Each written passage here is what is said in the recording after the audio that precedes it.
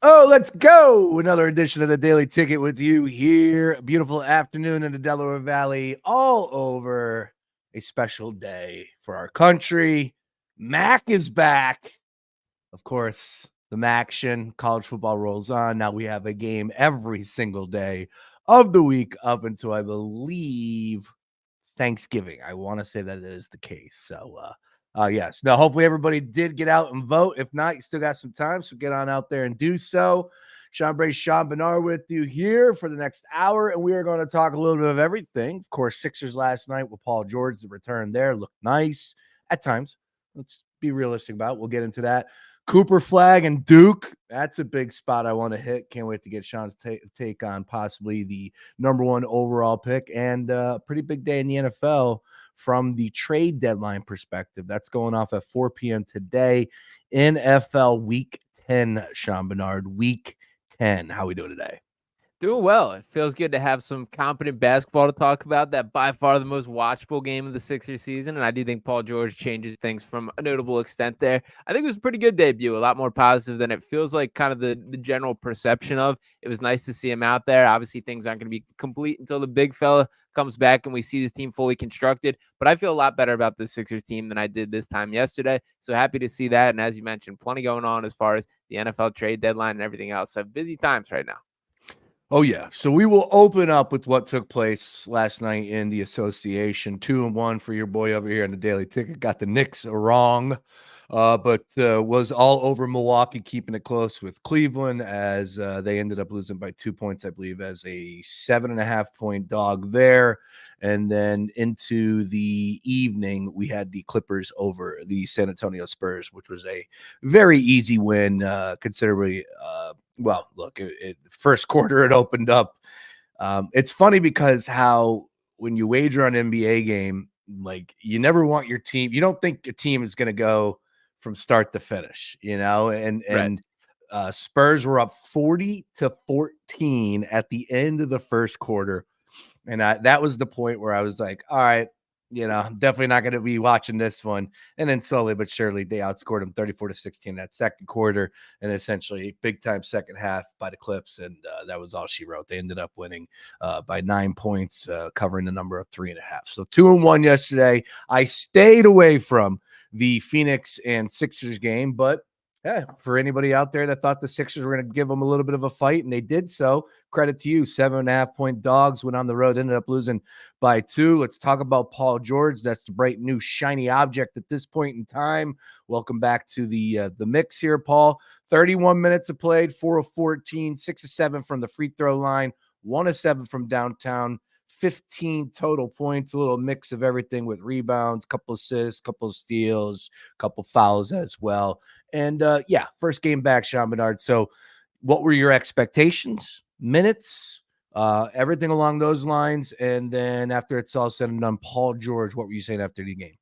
Yeah, honestly, played a little bit more than I expected as far as minutes go. They did talk about that there would be a minutes limit entering the game. That was about the top end of the window that we were given or expected there. So happy to see him on the floor as much as he won. I think it was 31 he ended with officially that you said there, and yes, 32 minutes. So good to see him a ton. Thought he looked rusty early on in that game. The shots weren't falling, felt a little cold. It was nice that he hit that corner three, go down to open things up. And the biggest thing that stood out to me is it's just so clear what he brings as a creator that, like, to compare him with Tobias Harris, and we do eventually have to drop these comparisons as Paul George is head and shoulders better basketball player. Like when it was those moments where it was Tobias's possession to take on or be the guy that spearheads the offense, you know what you're getting as far as like you're dribbling into the post and getting a tough fadeaway for like a Tobias bucket. For Paul George, like he commands a level of rim pressure that collapses the entire defense. They created 10 looks that were considered wide open looks last night, which is so refreshing based on the offense that we saw for the beginning part of the season. So I think having another creator on the floor with Maxey who was able to collapse and dish to others opened up a ton. I also think we saw how much everyone else's role makes so much more sense when Paul George is on the floor. Guys like Gershon Yabusele, Caleb Martin, Kelly Oubre, those guys were all much more comfortable just playing in their lane than we've seen through them from the beginning of it. I've seen a lot of people upset about that final shot of Paul George waving off Tyrese Maxey, taking it there. I personally love that Paul George stepped in the spotlight, was willing to take it. Isn't the best shot in the world, but that's kind of what you live with. That is what he wants to get to, is that little mid range. I don't love it from a basketball perspective, but that's where he's comfortable. Whatever there. I think Maxey could have used to get involved, but I also kind of like that Nick Nurse just allowed them to figure it out. It is their first game ever together on the floor, so it will be a growing process. Not the perfect debut, but one that I still think there's a lot of positives to take from. Yeah, Paul came out after the game and said, it wasn't his best move to go ahead and take that shot, considering what the score was. And so, yeah, I have no issues whatsoever on November 4th, Right. A game on the road in Phoenix, and who's going to take the final shot. All right, Paul George's first game back, he hits that. Who knows what type of momentum that provides for this team moving forward as far as early in the season. Missed it, ho hum. It was Maxey's birthday. I don't think you said that. It was Maxey's birthday, so some people were saying you got to give it up to the pup, man, on his birthday. Yeah, I don't subscribe to that theory at all. It would have been nice to see it fall, but at the end of the day, the totality of the game from Paul George's perspective, it's just like the little things. Like, I'm not a big X's and O's guys when it comes to hoops, but you just see the shiftiness, the fact that people have to play him a certain way, the size out there. If Paul George can stay healthy, here we go. I'm rocking the hat, Sean. I'm feeling good about what I saw last night, and it was not a good game in Paul George's mind at all. And I don't think it was from necessarily the standpoint of shooting. You definitely knew he was going to be rusty. So coming in, my expectations were a little less than I'm sure others out there. His number was 17.5 on DraftKings. I said if he wasn't rusty, he should go over that number, and clearly he was. So he hits at 15. It is what it is as far as that is concerned. But look, from a Sixers fan perspective, of what we've been able to watch barely over this first week, 2 weeks into the season, last night was a drastic difference. Yes. The competitive game. Phoenix is balling. That's a damn good team out there. Yeah. Kevin Durant could still get to wherever he wants on the floor, get to the basket anytime he wants, hit the go-ahead shot there. Defensively, I'd like to see a little bit better, but guess what? If Joel Embiid comes back, which I read today, he might be back tomorrow against the Clippers, he's only going to help clog that lane up and be that defensive rim protector that he's been his whole career. Mm-hmm. Yeah, absolutely there. And you touched on a lot for as far as like the Paul George stuff, even beyond just this season. Like, in my lifetime, I have not seen a wing be able to create the way that he did last night. I think Andre Iguodala is the closest comparison we've get. I've seen a couple people saying Jimmy Butler, but I just don't think he's that level of an offensive creator. I think his perimeter defense is probably his biggest distinguishing factor at this point. And while he was with the Sixers there, let's not forget that Jimmy just decided he wasn't shooting 3-pointers for a month while he was wearing a Sixers uniform. So a lot of strangeness there. It was nice to see just like a modernized basketball player able to do all these things at his size, at Paul George, the frame, everything about him. So it was really just nice to see that in a Sixers uniform. And it is all going to fit together when Joel Embiid returns to the floor, which it does seem like there is encouraging signs there. So while it's been rough to start the season, the bones of a championship contender are still there, and we're starting to begin to see it come together. So still got to get the health up to par, see how things go from here. But I'm way more optimistic about the Sixers team than I have been at any point so far this season.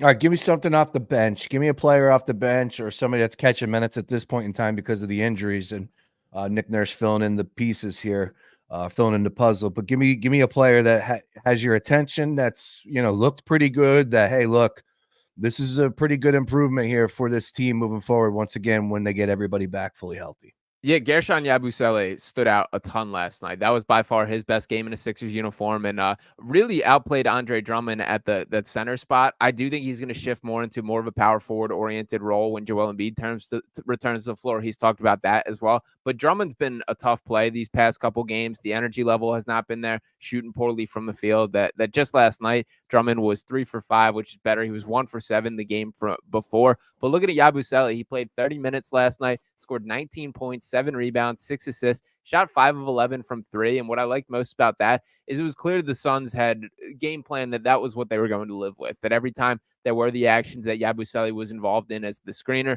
they would leave him open for a 3-pointer, and he just took them, and he knocked down 5 of them, which is all you can ask for. I do think there was a bit too much of Yabusele being used in the offense, especially in that fourth quarter there. But the fact that he was willing to step up into that role, Thought his connective passing shined last night. Also took a pretty ugly knee from Grayson Allen, so glad that he wasn't banged up from that one. But I do think he's going to be a real deal key part of this Sixers team. I think he will make a push for that starting power forward spot when the team's fully constructed. But at the minimum, this is going to be a guy absolutely in the top 8 of the rotation, be relevant from a playoff standpoint.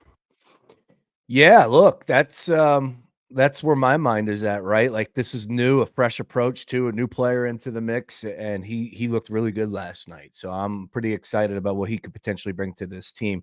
To the Grayson Allen thing, like that guy, and I'm believe me when I say this, I am a pro Grayson Allen player. Like, I like Grayson Allen the player. I liked him coming out of Duke. I liked him in the draft. I'm sure I've told you this before. He had his moments where he was drafted, I forget, but like he didn't really show. But then here we are, slowly but surely, year after year, proving his worth to stay in the league, helping a team out in Phoenix, and he gets caught up in these, and he doesn't get the benefit of the doubt, right? Like, if he's diving for a ball and his elbow goes flying, people automatically assume that this guy did it on purpose. I don't know how slow people think the game moves. I don't know how slow. Like, do they think Grayson Allen's in the Matrix, that he can jump up, pause the game, and then all of a sudden fix his knee and then make sure it drives it back into his head? Like, come on, man. He jumped up. He got caught. It was a hell of a play to make him to hold that in the air. Obviously, a hard foul. Nobody wants to see that. But there was nothing intentional about that.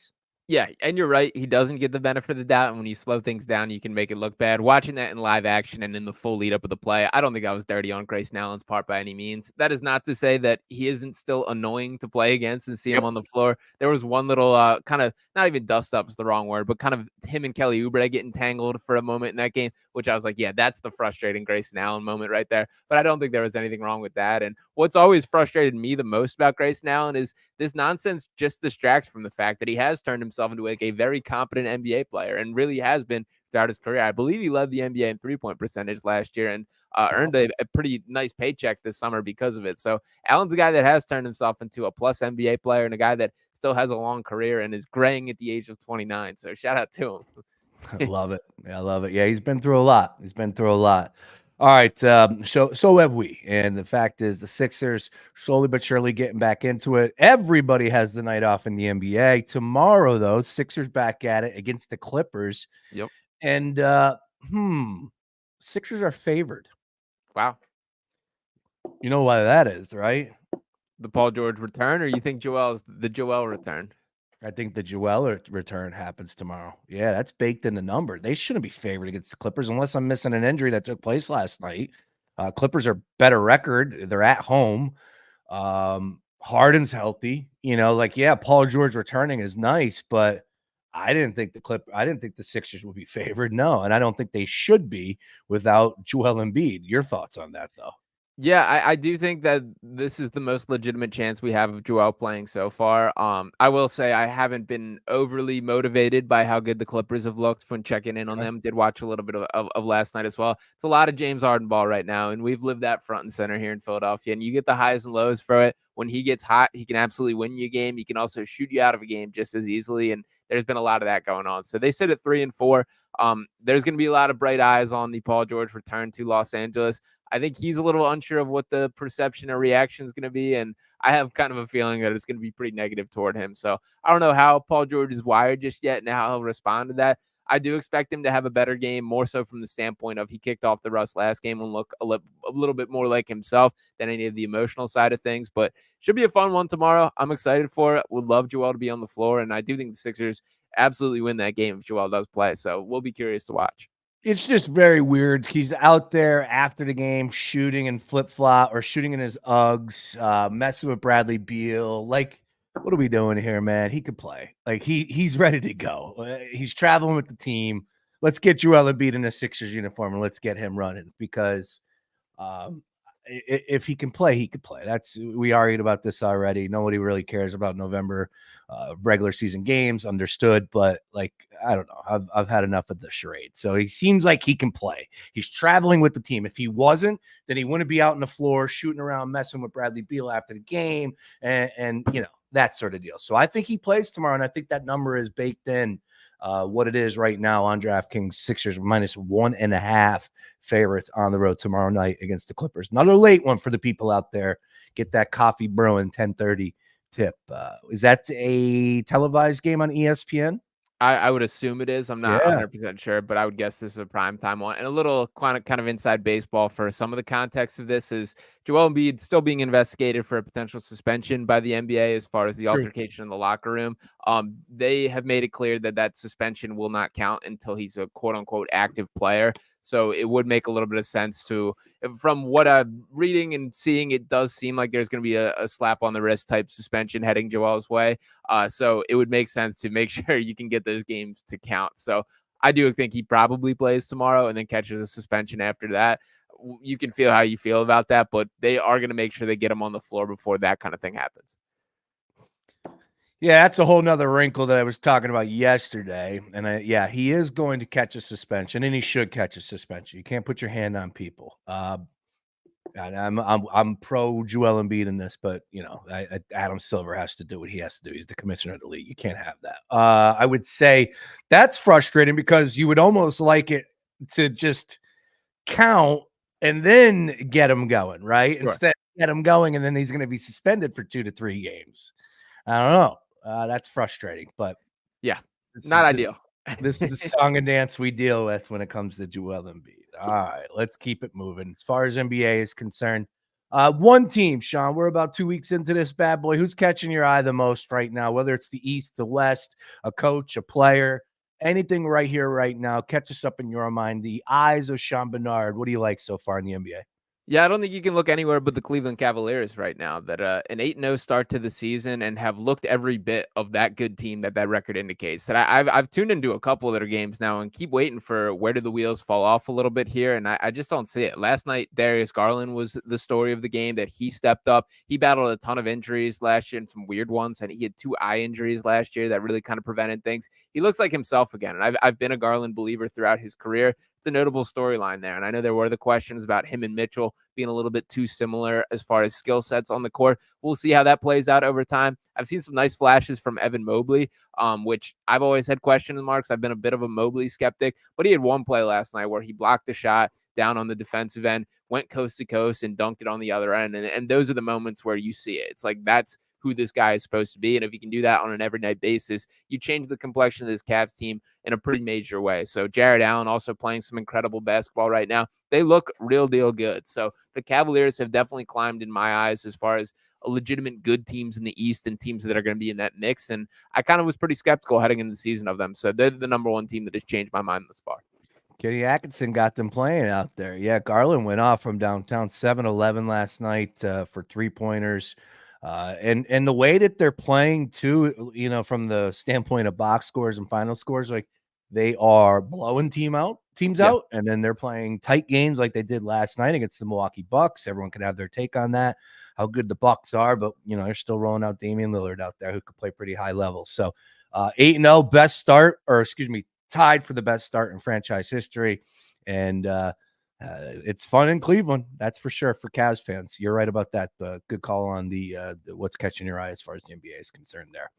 All right. Excuse me. Let's get on over to the NFL. We're going to mix it up here. Sean Barnard, first hour.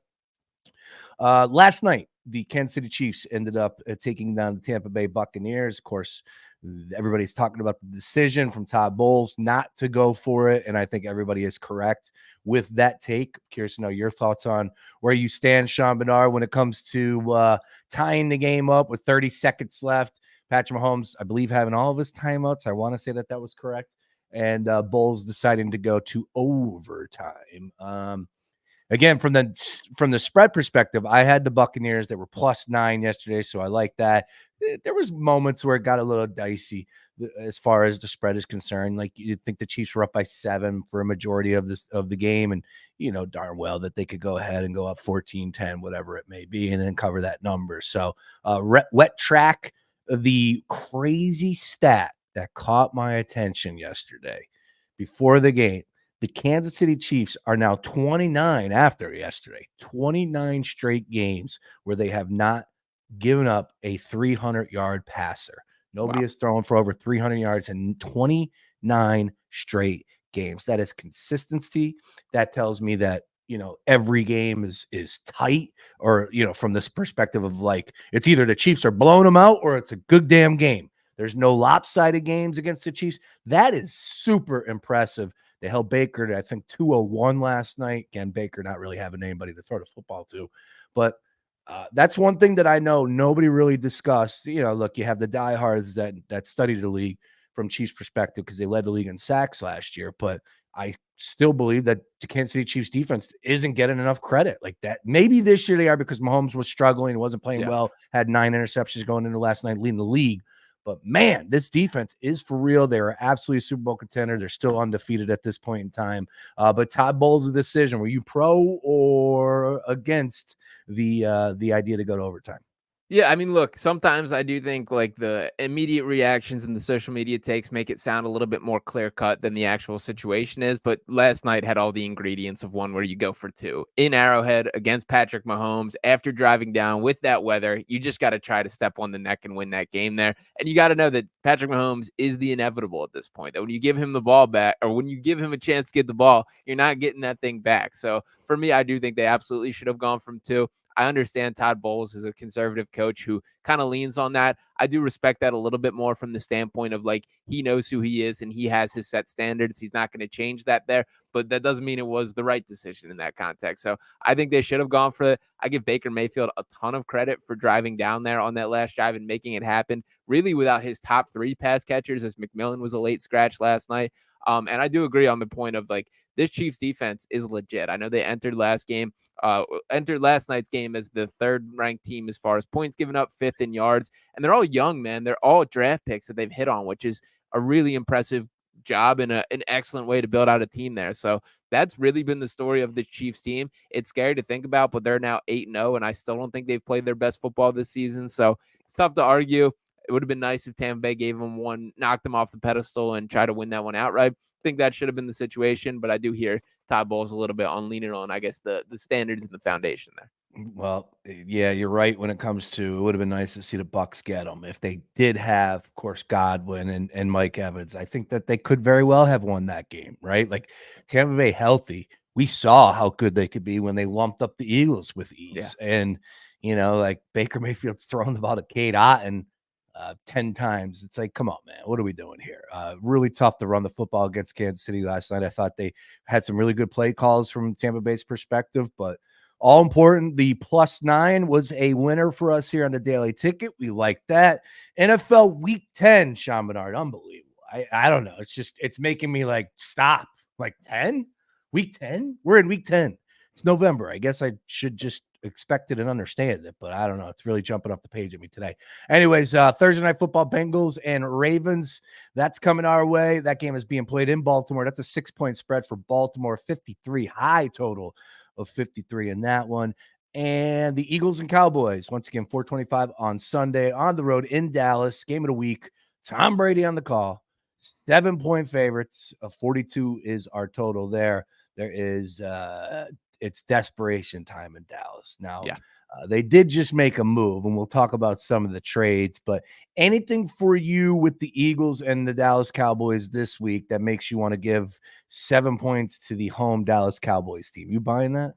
Not at all. That I think everyone should feel quite confident laying the 7 in favor of the Eagles there. That I think like we get lost a little bit in the rivalry games and the history and looking at those things. Let's just take a step back and look at how these two football teams have been playing. That we're coming off the back-to-back 2 best games of the Eagles team this season. It looks like Jalen Hurts has a little bit of his swagger back. Looks like the offense has found its identity, leaning on the rush. Saquon's been awesome. The Eagles look like they're putting it together. And then in contrast, the Cowboys are the exact opposite. That there's going to be no Dak Prescott for this game. Cooper Rush is not somebody that strikes fear into my heart. CeeDee Lamb banged up, and there's a lot of issues with this team. The defense has not been good enough either. I'm just looking at these as the way these two teams have been playing and where I really see them in the future. I think the Eagles have a chance to make this a full blowout, even though we will get a little bit concerned with kind of the rivalry standpoint, but I'm locking in the -7 in favor of the Eagles. It'd be interesting to know what's going on with Micah Parsons. He's an absolute difference maker. We know that. A lot of injuries again. And who knows what type of trades Dallas will continue to make here, because they did make one earlier today for Jonathan Mingo, wide receiver from the Carolina Panthers. He was out of Mississippi, the 2023 draft, second round pick. Hasn't done much, but we understand how bad that the Carolina Panthers are. But the Cowboys ended up giving a 2025 seventh round pick and from the Carolina Panthers. Also, they received a 2025 seventh round pick from the Carolina Panthers for a 2025 fourth round pick. And of course, Jonathan Mingo. So that's something there. Again, I don't really expect him to be too dynamic this week against the Eagles, but there are people out there that like Jonathan Mingo. So good luck on Dallas. I thought it was interesting from the standpoint of this is a team that could very well be waving the white flag. And clearly when you're making moves that way, adding to your team, trading draft picks, that's not the case. But Jerry Jones only has one speed, so I don't think anybody's too surprised by that. Also, other moves in the NFL, big one from the Commanders' perspective. Marshawn Lattimore is a very, very good cornerback, and the New Orleans Saints just fired their head coach. They've lost 7 straight, so it seems like everybody's selling right now down there in New Orleans. But Marshawn Lattimore, Commanders traded 2025 picks in the 3rd and 4th round, and also gave the Saints back a 2025 6th round pick that they previously acquired this summer in a different trade from DC, a matter of fact. And then now they get Lattimore. And Lattimore has been an all-pro. He's made the Pro Bowl 4 times, missed a bunch with hamstring injury, but at the end of the day, that's a guy that's only going to make your defense better, especially in the back end there at the cornerback position. Dan Quinn got himself a baller there, so I got to tip my cap on the – you don't see too many NFL trade deadline moves that have an impact. This is one that I think will. Yeah, the Commanders are going for it, and rightfully so, that they have all the pieces there. And I'm willing to go as far as to say, from an Eagles perspective here, that I do think for the short-term future, we should shift our eyes away from the Cowboys being this fearful NFC East rival to the Commanders are the team that are going to be the front runners along with Philadelphia here. So that is the team that I think they should have circled and worried about. I would be lying if I said this didn't make me fear them a little bit more. That I've always liked Marshawn Lattimore, dating back to his Ohio State days. I've seen kind of the Pro Football Focus stats, the PFF grades, not particularly great from him these past 2 years. He's looked pretty good in my eyes, and I do think that he can return to form in the right situation on a now competitive team. So I know he's still battling the hamstring issue. We probably won't see him right away, but that might benefit him from the standpoint of getting the playbook, getting settled in, all those type of things. So the Commanders are going for it, and rightfully so. That is a team that scares me a little bit there, but shout out to them for making the right call and getting themselves a real deal high-level corner. Another move that definitely has a bigger impact than all of these trades, in my opinion. Lattimore's pretty good. But Zadarius Smith, this was a move that was discussed on ESPN in the morning yesterday, and I took it to the airwaves yesterday. So I kind of sounded like I knew what I was talking to. I kid. But it was definitely a spot that you knew that the Detroit Lions needed to take aim at, with Hutchinson going down with the broken leg. Zadarius Smith from the Cleveland Browns was out there. I know that they did bring it up on ESPN from the contract standpoint. It made sense. He's played in the division with the Green Bay Packers. They know how well he could play. Hasn't done much with Cleveland. Had a couple sacks. Nothing big there. But bottom line is 32 years old.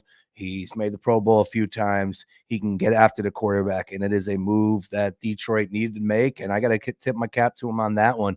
Another trade day deadline move that could have a huge impact moving forward here, especially for a team that some are talking about being an NFC Championship game. Some are talking about potentially making a Super Bowl for the first time. So exciting stuff for Detroit. That was a nice move by the Lions there.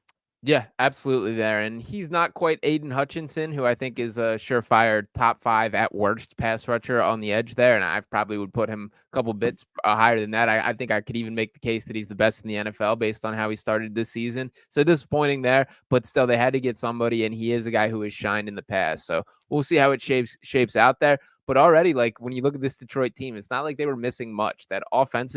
On the offensive side of the ball, things have been clicking on by every single definition there. They've been just running laps around teams and having fun while doing it. So adding a little bit to their defense just provides more balance on the team. I think you can make a real case that I think they are the favorites in the NFC, or should be. And I think you can make a case Super Bowl wise that they are the team that deserves to be considered the favorite right now. I know the odds, I don't believe the odds quite agree with that, but that's just from watching the level of the play on the field that I think there's a case to be made. Yeah, no, you're right about that. All right. Let's get on over to the college side of things, Sean Barnard. Let's talk some college football, college basketball. We will, let's stay with football. And I bring up college football because of tonight, we are going to find out for the first time the college football playoff rankings. First release of the 12-team era, Sean Barnard. Very exciting stuff. And it's not smooth. I don't like they can have all the list of the criteria and the tiebreakers, and we still have a couple games left to be played. Big games, of course, they all mean a little bit more now. But there are going to be plenty of teams that are like, wait a minute, we're on the outside looking in. Like, what's going on there? That's my take. We'll see how it plays out tonight. But I do know this: Oregon will be your overall number one spot. I had assumed Georgia will be in there at 2, and then probably after the weekend, Penn State, Ohio State should be in there at 3. Miami undefeated. Some are saying that they like them at 4. BYU undefeated as well. Texas, Penn State, Tennessee, Bama, Indiana undefeated. Notre Dame with the 1 loss. SMU, Boise State, Iowa State. Clemson just lost. So let's put them to the side for right now. But I'm really interested to see what's going to happen tonight when it comes to the 12-team first release playoff. And it's a big deal for everybody that loves college football. One thing that you're looking forward to tonight, maybe from a wagering perspective, college football, a team that jumped off the page. Are you expecting any anarchy this evening? How do you viewing this one? Yeah, I think it's gonna be cool to just take it in for the first time and see like what the picture's painted. I agree with your statement that they kind of just moving the goalposts as far as where the cutout line for people getting upset is. I'll also say I have my eyes on Notre Dame here and seeing like where they stack up. Ooh. I think that 1 loss means a little bit more than just about any of these other kind of losses that we're talking about. With, of course, like probably make the case that it's the biggest upset of the season, with of course it being against the Northern Illinois Huskies that took them down 16-14 in that game early on in the season. So I personally kind of viewed from that moment that Notre Dame shouldn't have a case in making the playoffs again. They've obviously are 7-1, and that's really their lone blemish, and have, to their credit, played far better football since that point. But I will have my eyes on Notre Dame on how exactly that particular loss is held to the standard compared to these other teams. Yeah, no, you're right. And it'd be crazy if they didn't lose that game, because where would they be? They'd be a top 4 team. Yeah. Um, and people would be talking about them potentially being a championship contender. They have played well. It's just that 1 loss against Northern Illinois, who is in the MAC, and we have some action coming up starting tonight. They are in action tomorrow, matter of fact. I love the MAC. Like, when the MACtion rolls around, it's just for college football junkies and people that just need a sport to watch, right? And you look at these 2 teams that are playing tonight; they're all like 3-5, 4-4. Like, there's nobody with a winning record. It's just like out here. But anyways, there are 2 games this evening: 7:30 and 8 p.m. Bowling Green, Central Michigan. That's a double-digit spread. And then at 8 p.m., Miami of Ohio and Ball State. That's a double-digit spread. Both home teams catching all the points. Central Michigan plus 14, and then Ball State plus 11.5 against Miami, Ohio in the 8 p.m. tip. Anything for you as far as the action is concerned tonight, Sean Barnard? Give us a winner. Yeah, not a ton for me as far as the breakdown on these games here. That I have gotten a little bit into, of course, like college football in general, and kind of shifted over a little bit of the college basketball world. I'll probably lay the points and hope for both these games to stay close, just to kind of have a sake of have something on and have a rooting interest there. But not exactly the, I guess, star-studded, television options for tonight. Although no disrespect to the action, would prefer a little bit hoops on the TV. So maybe I'll check out the college basketball world. Yeah, amen to that. All right, speaking of college hoops, let's get on over to the big story from yesterday. Well, Gonzaga looks for real. That was a game that had major hype. 2 top 10 opponents, I think 6 and 8, if I'm not mistaken. Do with what you want, rankings a week on opening night. But wow, Gonzaga went berserk in that first half. And the Zags are a team that can very well win a national championship every single year because they are a legit program. Have never gotten over the hump, played in a national championship game, I think 2 times, I want to say. But bottom line is, man, last night that performance was really impressive, and against the championship team in Baylor and what they have as far as a program being built down there.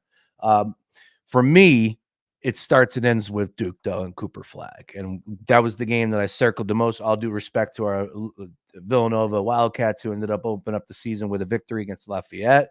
Really nice job. But, man, it was Cooper Flagg. And I know you weren't able to watch a ton, but, of course, you did tune in. He is a box score filler.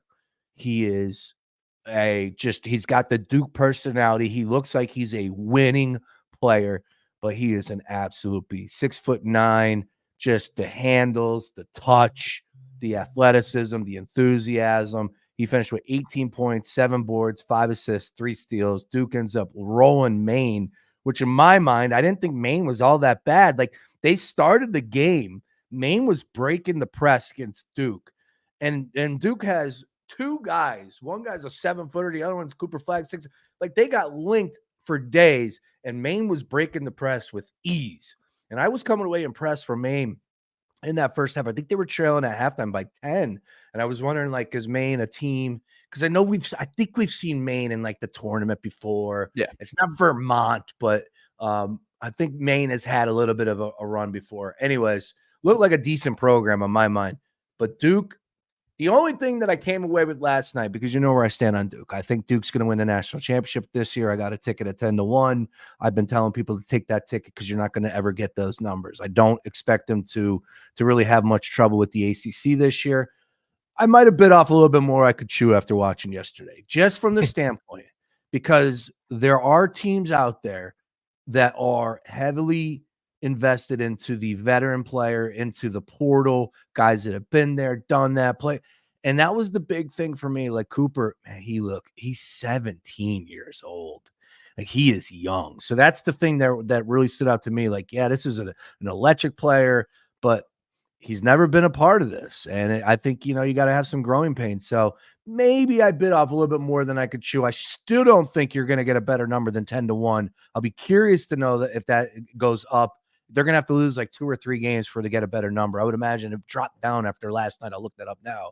But your thoughts on the potential number 1 overall pick? Yeah, I mean, he looks as advertised, and to me, I would say the play that stood out to me the most as far as who is Cooper Flagg is him diving for a loose ball up 29 in that game, and that's kind of a testament. Is like, yes, the skill is all there, the shooting, the size, the way that he plays. There's like a dog mentality to him as far as the way he gets after on the floor, which I think is infectious to teammates and speaks a lot about him moving forward. There's a lot of other names to get to know on that Duke roster as well. Con Knupple's another guy that I think will be a first-round pick that he went for 22 last night. And you mentioned the transfer portal, that Mason Gillis is a guy that I think will play a pretty significant role on this Duke team. Played his past couple years for Purdue, playing some big minutes for them. So I think they've done a nice job of providing some balance. A guy like Tyrese Proctor, of course, coming back as well. So it's not just these young guys, even though you got to get these NBA-level talents as well. And Cooper Flagg is going to be just fine holding up against some of the older guys. So it is interesting watching the college basketball landscape, the different tactics for team construction. It's more varied than ever before because of the ways that you can bring in talent to your organization. I'm still a believer in this Duke team. I also think it's kind of cool opening up against Maine with the backstory of Cooper Flagg being from Maine, the main event, and on the nickname he's working with and all that side of things. So a lot of cool storylines with things. I think it was a success in night 1, and obviously there will be bigger tests again. But to me, Flagg looks exactly as expected, and I think there's a lot of notable bodies around him. I didn't know his name was the main event. Oh, that's good. That oh, my God, man. No, that's news to me. One of the better nicknames I've heard in recent sports. But, yeah, that's the Cooper Flagg nickname. Yeah, his brother is like a year younger or something like that. He just announced that he was going to go to Maine this week. That's a huge deal for them there.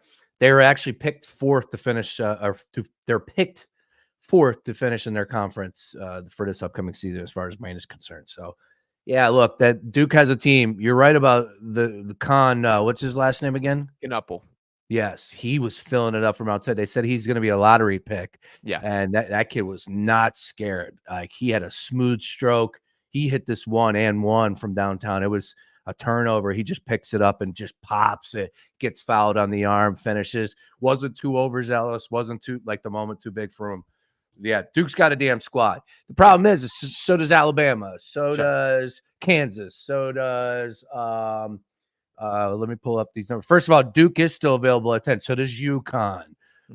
So does Gonzaga. So, and by the way, Baylor, I know getting punched in the mouth last night. Don't count out that team though, because I think they will be back and better. Rob Wright Jr., who's a Philly hoops guy, who looked impressive in my eyes last night. Probably the lone bright spot to them. VJ Edgecombe is, I believe, how you pronounce this guy's name, who's another dude that's expected to be a top 5 pick. So Gonzaga came out and took it from him last night, but don't rule out that Baylor Bear squad. I'm going to have my eyes on them throughout the season. Would not do that to Scott Drew. Won a national championship. Damn good program builder. Really successful down there. And I wouldn't be surprised if it's Kansas and Baylor compete for the Big 12 championship this year. But anyways, man, it was exciting to get college hoops back in our life. Of course, NBA back in our life, with Sixers back in our life again.